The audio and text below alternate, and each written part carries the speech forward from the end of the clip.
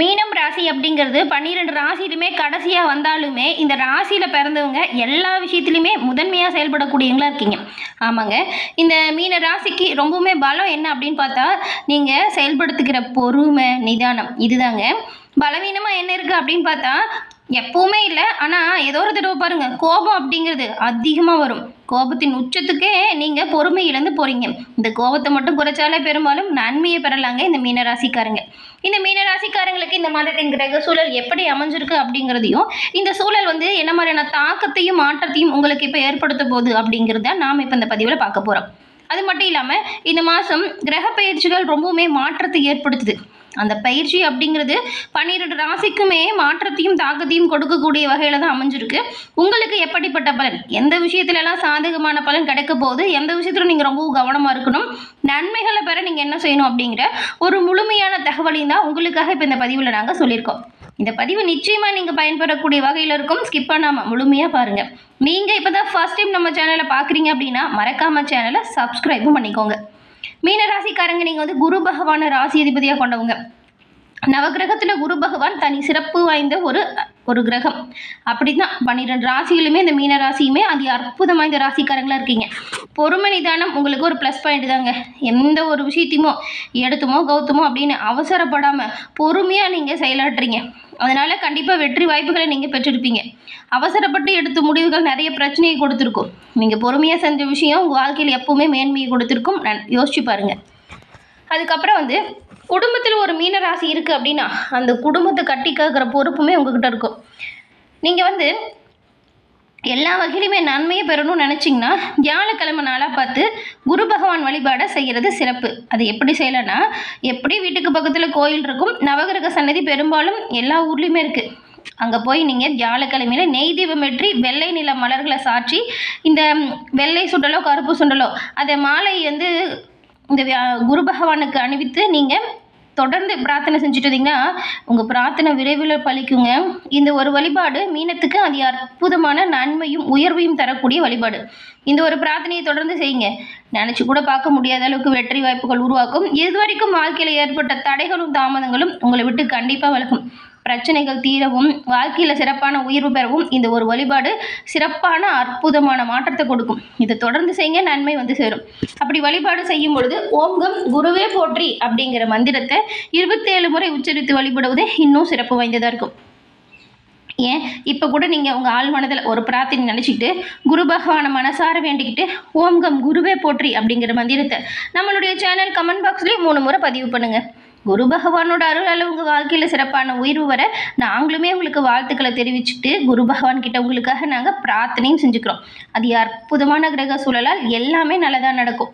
மீனராசி அப்படின்னு பார்க்கும்போது இப்போ உங்களோட சிறப்பு பார்த்தோம், குணம் இப்படின்னு பார்த்தோம், எந்த இறைவனை எப்படி வழிபாடு செய்யணும் அப்படின்னு பார்த்தோம்.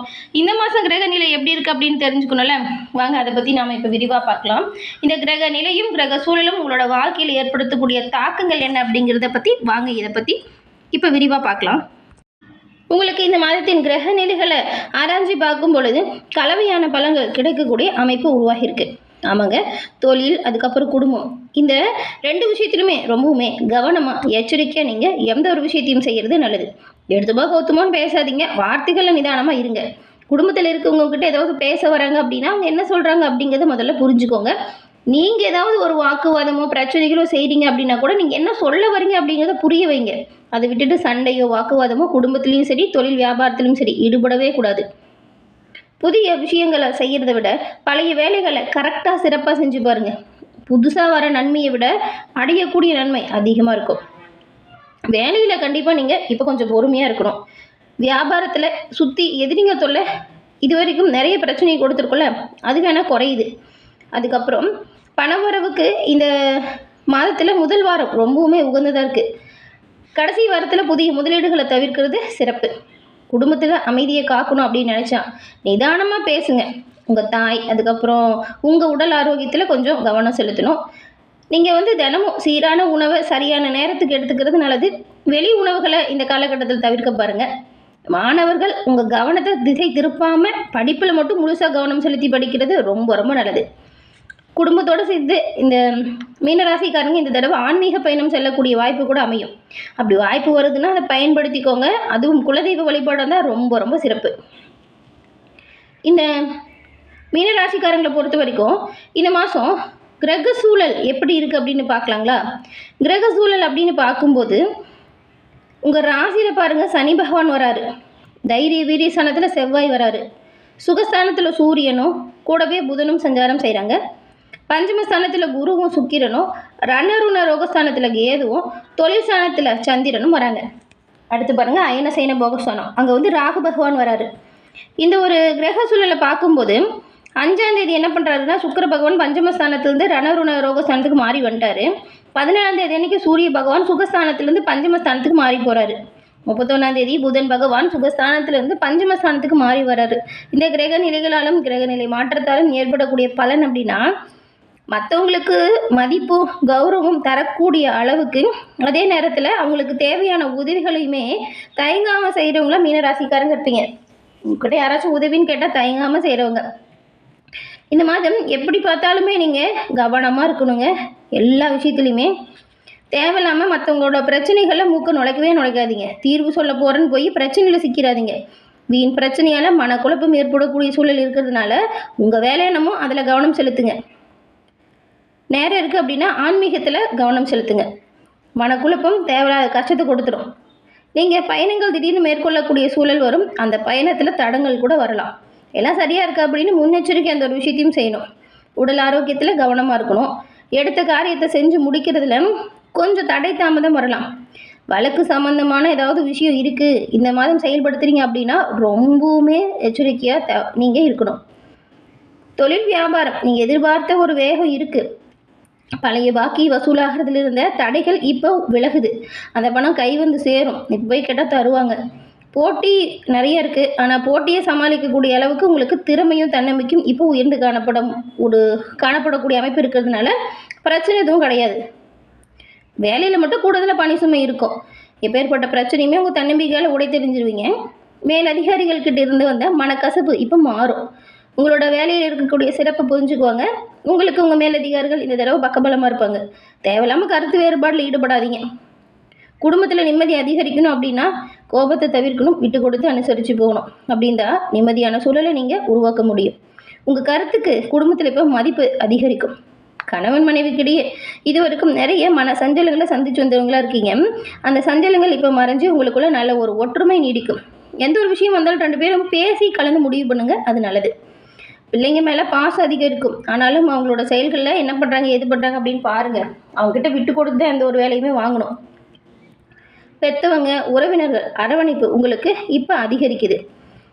தொழில் வியாபாரம் அதுக்கப்புறம் குடும்ப சூழலையுமே எல்லோருமே உங்களுக்கு பக்கபலமாக இருப்பாங்க. அதனால தான் கோவப்பட்டு சண்டை சச்சரவுகளில் ஈடுபடாதீங்க, அது பிரச்சனையை தரும் அப்படின்னு சொன்னோம். பயணத்தால் எதிர்பாராத தடங்கள் வரும். யோசித்து எந்த ஒரு விஷயத்தையும் செய்யுங்க. யோசித்து செய்கிற காரியம் எல்லாமே உங்களுக்கு சாதகமான பலனை கண்டிப்பாக தரும். கலைத்துறையில் இருக்கிற நீங்கள் எதிர்பார்த்த அளவு வாய்ப்புகள் வந்து குவியுமான்னு கேட்டால் இப்போ கிடைக்கும். பொருட்களை கவனமாக பாதுகாக்கிறது நல்லது. உங்களுக்கு சுக்கிரனோட சஞ்சாரம் இப்போ சிறப்பாக இருக்கிறதுனால கடந்த காலத்தை விடவே இப்போ ஏற்பட்டிருக்கக்கூடிய சூழல் ஒரு நன்மையும் நல்ல ஒரு உயர்வையும் கொடுக்குது அப்படின்னு கூட சொல்லலாம். வாய்ப்புகள் நல்ல வாய்ப்புகளாக வரும். அதை சரியாக நீங்கள் பயன்படுத்திக்கிறது நல்லது. அதுக்கப்புறம் யாருக்குமே நீங்கள் எந்த ஒரு வாக்குறுதியுமே கொடுக்காதீங்க. வாக்குறுதி கொடுக்கறத தவிர்க்கிறது ரொம்ப ரொம்ப நல்லது. கோபத்தை குறிச்சிக்கிறது நல்லது. வேலையை கவனமாக செய்கிறது அதை விட நல்லது. எல்லா விஷயத்திலுமே கவனமாக செயல்படுங்க, நிதானமாக இருங்க, பொறுமையை கடைபிடிங்க. மாணவர்களுக்கு கல்வியில் எதிர்பார்த்த முன்னேற்றம் கிடைக்கிறதுக்கு கொஞ்சம் தடை வரலாம். கவனமாக படிக்க பாருங்கள். இந்த மீன ராசியில் இருக்கிற பூரட்டாதி 4ஆம் பாதம் கொண்டவங்களுக்கு இந்த மாதம் எதிர்பார்த்த லாபம் வருது. தொழிலில் இருந்த போட்டி நீங்குது. உத்தியோகத்தில் இருக்கிற நீங்கள் வாக்குவன்மையால் காரிய வெற்றி பெற போகிறீங்க. குடும்பத்தில் வீணான விவாதங்களை தவிர்க்க பாருங்கள். கணவன் மனைவிக்கிட்டே திடீர் கருத்து வேற்றுமை கூட வரலாம், எச்சரிக்கையாக இருங்க. உத்திராட்டதி நட்சத்திரக்காரங்களுக்கு இந்த மாதம் ரொம்ப நாளாக இருந்து வந்த பிரச்சனை தீருது. பணவரத்து நல்லா இருக்குது. கொடுத்த வாக்கு காப்பாற்ற முடியும். உத்தியோகத்தில் இருந்து வந்த மறைமுக எதிர்ப்பு விலகும். உத்திராட்டத்துக்கு பெரும்பாலும் எல்லா அமைப்புகளுமே நல்லாயிருக்கு. தொழில் விரிவாக்கம் பற்றின சிந்தனை கூட இப்போ உங்களுக்கு அதிகரிக்கும். அடுத்து பாருங்கள் ரேவதி. இந்த மாதம் ரொம்ப நாளாக முடிக்க முடியாமல் இருந்த ஒரு காரியத்தை சிறப்பாக செய்வீங்க. அரசாங்கம் மூலம் நடக்க வேண்டிய காரியம் நல்லபடியாக நடக்கும். ஆனால் நீங்கள் யாருக்கும் வாக்குறுதி கொடுக்கறதுக்கு முன்னாடி யோசிச்சு கொடுங்க. சுபகாரியங்கள் சிறப்பாக நடக்கும். திருமண காரியம் கைகூடுது. கணவன் மனைவிக்கிடையே இருந்த பிரச்சனை தீரும். உங்களுக்குள்ள ஒரு நல்லிணக்கம் அதிகரிக்கும். பெரும்பாலும் இந்த மாதம் வரக்கூடிய நன்மை அதிகரிக்கும். தீமைகள் விலகும். பைரவருக்கு அர்ச்சனை செய்து வழிபட்டு வருவதால் மன கஷ்டம் தீரும். எல்லா வகையிலுமே நன்மை வந்து சேரும். சிறப்பான உயர்வு கிடைக்க நீங்கள் இந்த யோகா, தியானம், உடற்பயிற்சி செய்கிறது ரொம்ப ரொம்ப சிறப்பு. அதோடு சேர்த்து இறை வழிபாடுமே மனசுக்கு அமைதியை தரும். இது ரெண்டையுமே தொடர்ந்து பண்ணுங்கள். எல்லா வகையிலுமே நன்மை வந்து சேரும். என்ன நேயர்களே, இந்த பதிவு நீங்கள் பயன்படக்கூடிய வகையில் அமைஞ்சிருக்கும்னு நினைக்கிறோம். பதிவு பிடிச்சிருந்தால் லைக் பண்ணுங்கள். உங்களுடைய நண்பர்கள், குடும்ப உறுப்பினர்கள் மீன ராசியாக இருந்தால் அவங்களுக்கு இந்த பதிவை ஷேர் பண்ணுங்கள். அவங்களும் பார்த்து பயன்பெறட்டும். நீங்கள் இப்போ தான் ஃபர்ஸ்ட் டைம் நம்ம சேனலை பார்க்குறீங்க அப்படின்னா மறக்காமல் சேனலை சப்ஸ்கிரைப் பண்ணி வச்சு கூட ஒரு பெல் ஐக்கானை கிளிக் பண்ணி வச்சுக்கோங்க. அப்போ தான் நாங்கள் போடுற பதிவுகள் ஒவ்வொன்றுமே நோட்டிஃபிகேஷன் மூலம் உங்களை வந்து அடையும் அப்படிங்கிறத தெரிவிச்சுக்கிறோம். தொடர்ந்து பார்த்தமைக்கு நன்றி.